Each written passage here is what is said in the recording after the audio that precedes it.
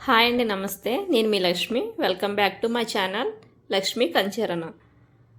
ఈరోజు వీడియోలో సొరకాయ పులుసు ఎలా తయారు చేసుకోవాలో చూద్దామండి. దీన్నే ఆనపకాయ డప్పలం అంటారు. ఇక్కడైతే మేము సొరకాయ అంటామండి. ముందుగా పీల్ తీసుకున్న సొరకాయ ముక్కలు, 2 టమాటాలు, ఒక పెద్ద సైజు ఆనియన్, 4 పచ్చిమిర్చి తీసుకున్నానండి. ప్రాసెస్ చూద్దాం. ఒక కుక్కర్ గిన్నె తీసుకుని మనం ముందుగా తరిగి పెట్టుకున్న సొరకాయ ముక్కలు, ఆనియన్స్, టమాటో ముక్కలు, అలాగే పచ్చిమిర్చి వేసుకుని ఒక గ్లాస్ వాటర్ యాడ్ చేసుకుని 4 విజిల్స్ వచ్చేంత వరకు ఉడికించుకోవాలి.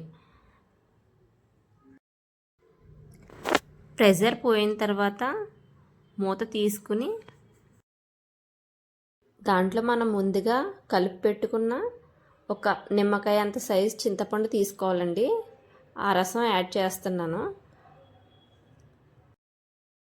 ఇందులో 1/2 టీ స్పూన్ పసుపు, 1 టీ స్పూన్ కారం, రుచికి సరిపడినంత సాల్ట్ యాడ్ చేసుకుని దీన్ని ఇలాగే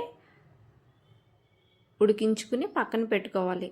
తర్వాత తాలింపు కోసం స్టవ్ ఆన్ చేసి కడాయి పెట్టుకుని 1 టేబుల్ స్పూన్ ఆయిల్ వేసుకుని